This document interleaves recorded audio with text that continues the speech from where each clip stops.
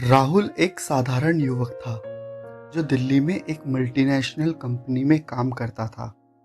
उसकी जिंदगी में सब कुछ सामान्य चल रहा था जब तक कि उसे अजीब सपने आने नहीं लगे। हर रात वह एक पुराने किले, एक खूबसूरत लड़की और एक अधूरी कसम के बारे में देखता।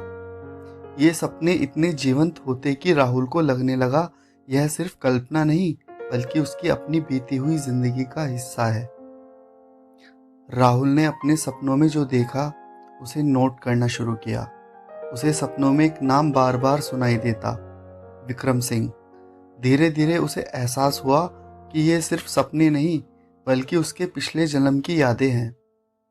सपनों में वह खुद को एक राजपूत योद्धा के रूप में देखता जो एक छोटे से राज्य का सेनापति था।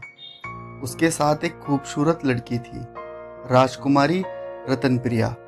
दोनों एक दूसरे से प्रेम करते थे, लेकिन उस समय समाज और कर्तव्य प्रेम से बड़ा था। सपनों के जरिए राहुल को याद आया कि विक्रम सिंह और रतनप्रिया ने एक दूसरे से साथ जीने मरने की कस्में खाई थी, लेकिन युद्ध के दौरान विक्रम सिंह की हत्या कर दी गई और वह अपनी कसम पूरी नहीं कर सका। राजकुमारी रतनप्रिया ने भी स्वयं को आग में झोंक दिया।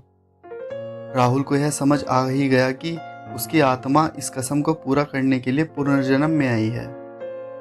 राहुल को अपने सपनों में एक पुराने किले का चित्र बार बार दिखता था। उसने इंटरनेट पर खोजबीन की और पाया कि यह राजस्थान के एक गुमनाम किले से मेल खाता है। बिना समय गवाए वह वहां जाने का फैसला किया। जब वह किले में पहुंचा तो उसे अजीब अनुभूति हुई। जैसे ही उसने किले की दीवारों को छुआ, उसे अपने पिछले जन्म की और भी ज्यादा यादें आने लगी। वह सीढ़ियां चढ़ता हुआ एक विशेष कक्ष तक पहुंचा जहां दीवार पर विक्रम और रतनप्रिया का चित्र बना था। अचानक एक महिला उसके सामने आ गई। यह थी अंजलि, जो उसी गांव की एक लड़की थी। लेकिन जैसे ही राहुल ने उसकी आंखों में देखा, उसे एहसास हुआ कि वह कोई और नहीं बल्कि रतनप्रिया का पुनर्जन्म है।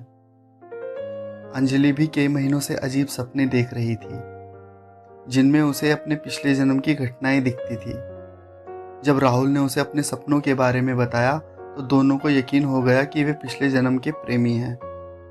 लेकिन कहानी यहीं खत्म नहीं हुई। उन्हें पता चला कि जिस किले में विक्रम की हत्या हुई थी वहां एक प्राचीन तलवार दबी थी। वह तलवार ही उनकी आत्माओं को मुक्त कर सकती थी। राहुल और अंजलि ने किले की खुदाई करवाई और आखिरकार तलवार उन्हें मिल गई। जैसे ही राहुल ने तलवार को उठाया, उसे लगा कि कोई अदृश्य शक्ति उसके आसपास घूम रही है।